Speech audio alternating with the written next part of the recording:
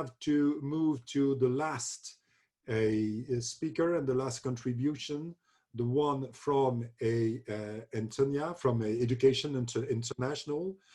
So the question we asked to Antonia is about the perspective of the teacher profession on the pandemic. Antonia, that's your turn. Thanks so much, Didier, and good morning, good afternoon, good evening to all of you. So Education International is the voice of teachers and education support personnel. We represent about 32 million teachers and education support personnel all over the world. And what I'm going to talk about here is how the profession sees the reopening of schools and education institutions.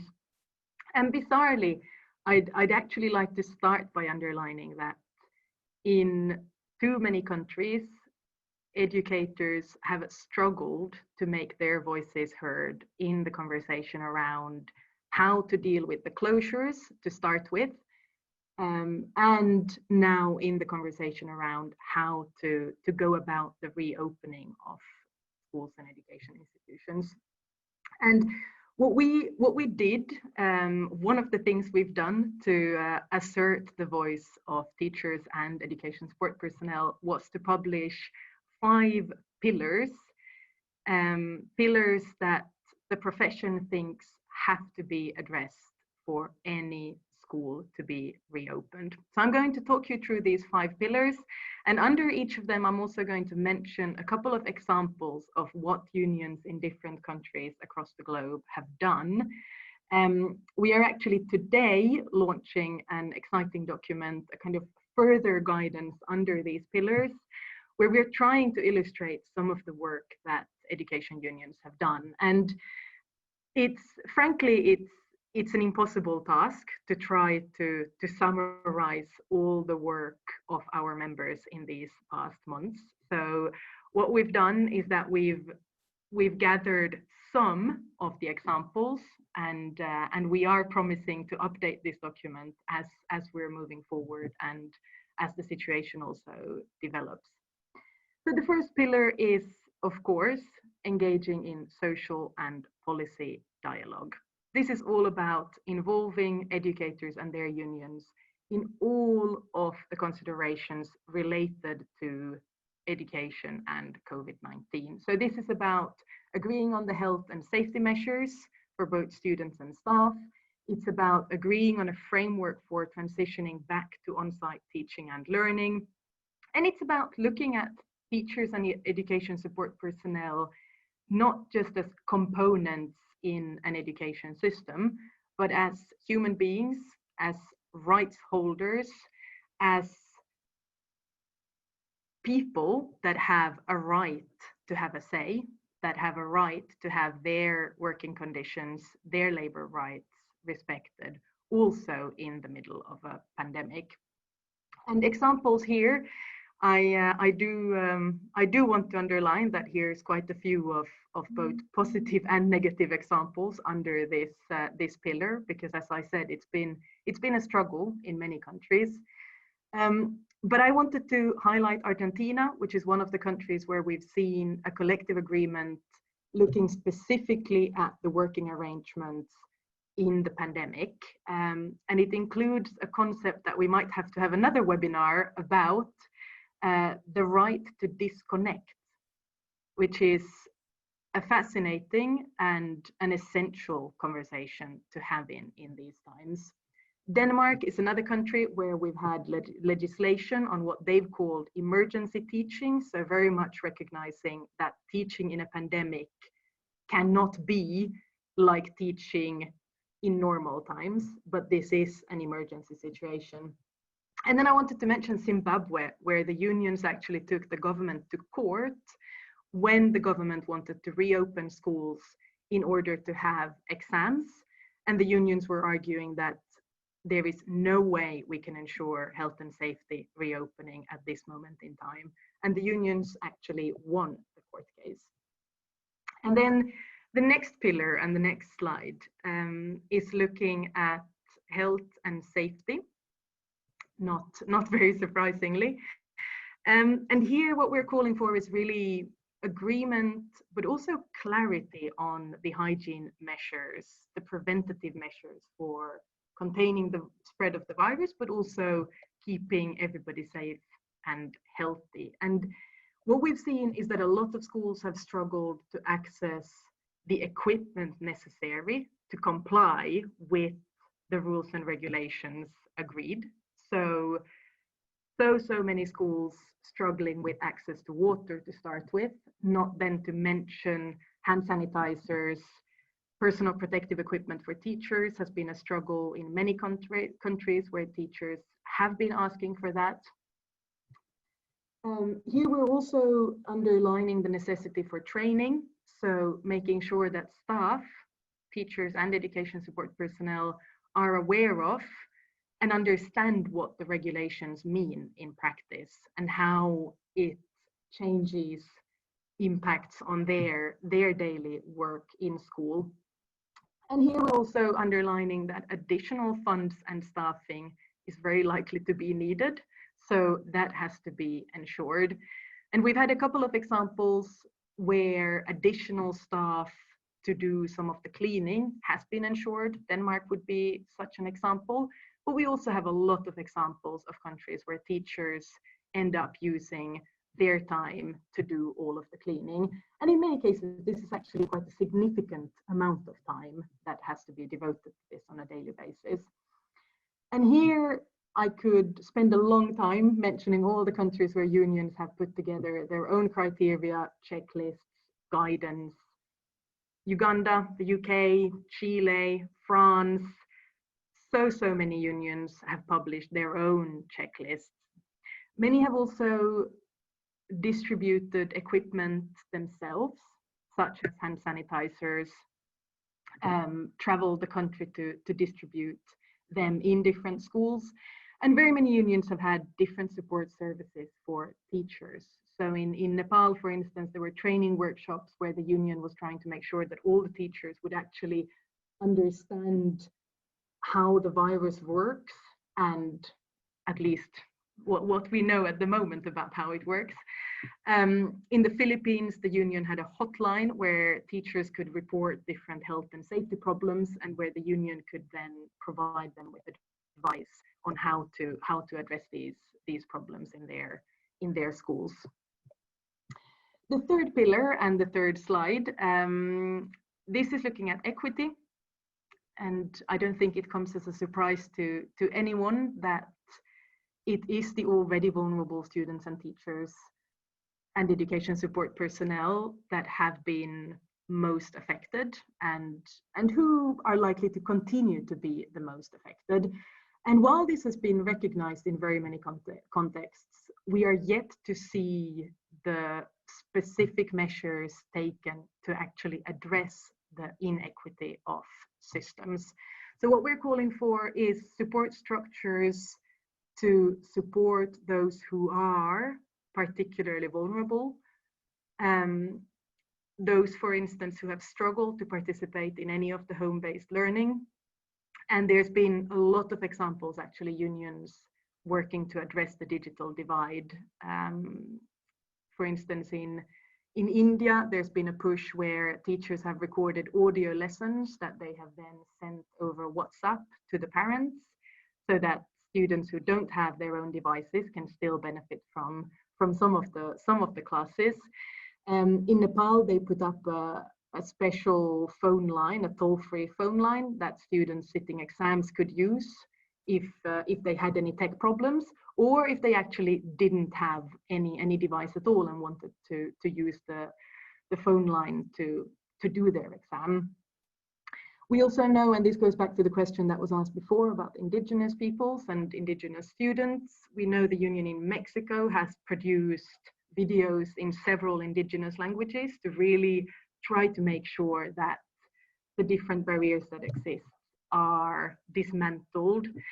And we know that in Lebanon, the union has been working with children in refugee camps, trying to ensure that they have access to at least some education in these difficult months. And I think they've done both televised and also phone-based classes, actually.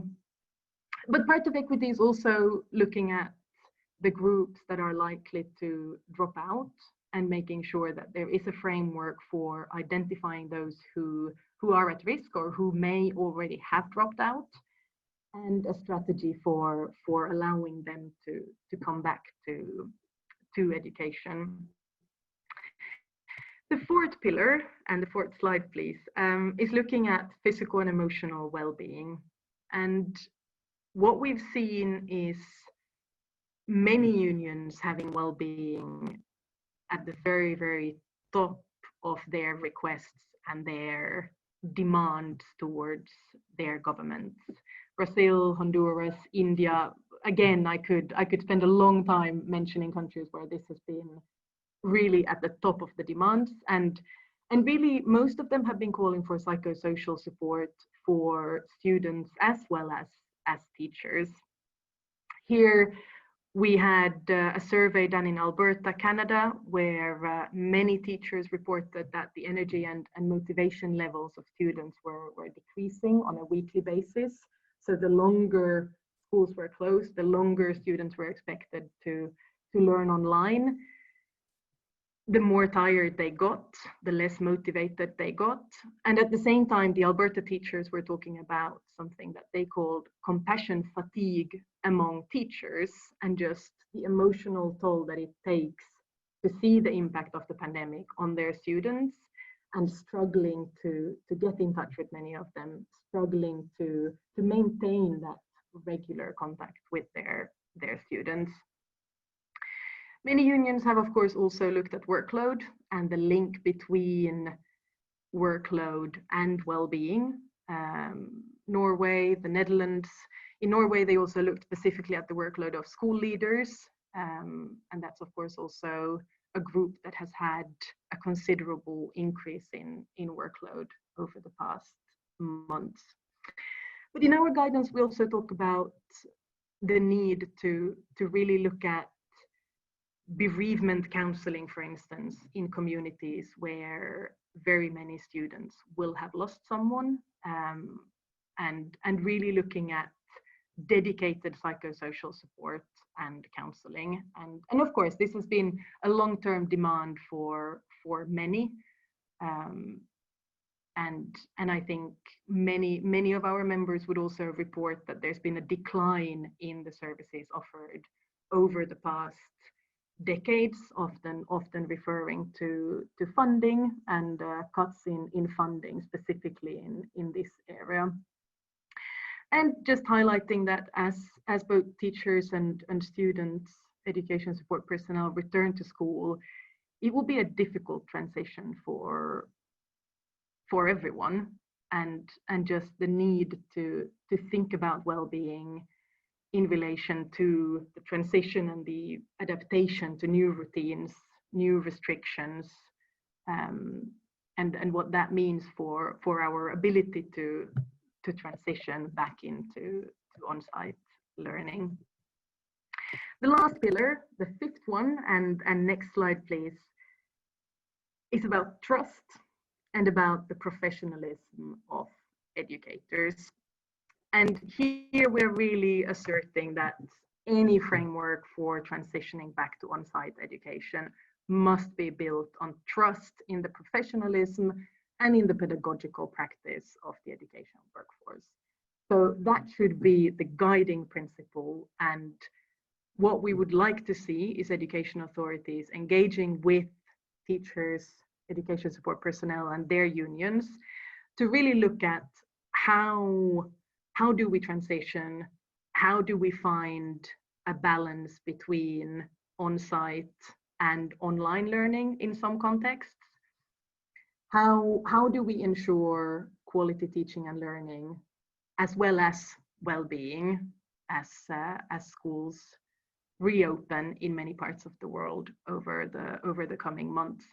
We're also looking at assessment as an area where very many unions have made statements, had campaigns. It's been a contentious issue in many countries where authorities have often, if generalizing a little maybe, being quite keen on reopening schools so that national exams can take place as planned.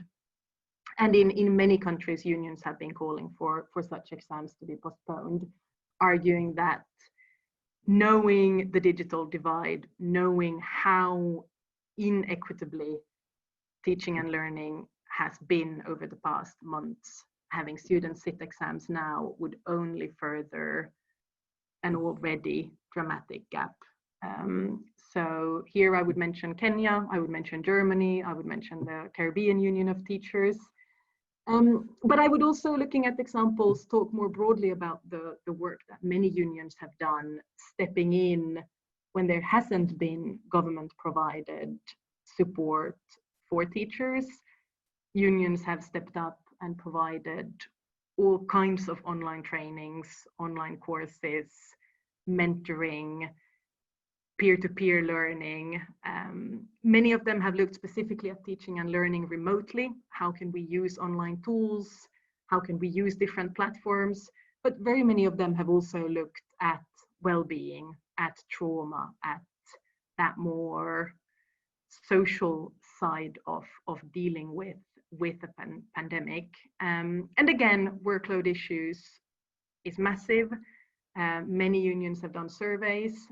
In Sweden, there was an interesting survey that looked at workload, but also the implications of the shift online on a pedagogical practice. And there was some interesting data as well, teachers reflecting on what the long-term impact of this would be. And actually a very, very large group of teachers fearing that teaching as a profession will become less rewarding if it is further digitalized as a consequence of the pandemic.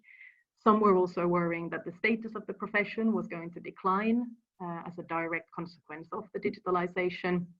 And again, this is maybe a conversation to have in another webinar, but the implications of the shift online on the pedagogical practice is a conversation that I think will continue over the coming months, and where we hope we'll have more evidence and more examples to share. So those would be EI's 5 pillars. Those would be some of the examples, some of the work that unions all over the globe have been doing over the past months and continue to do. I know many of the union leaders are participating here in the webinar as well. So do challenge me in the comments. Do add examples if you feel I missed something crucial. And yeah, I look forward to your questions. Thank you.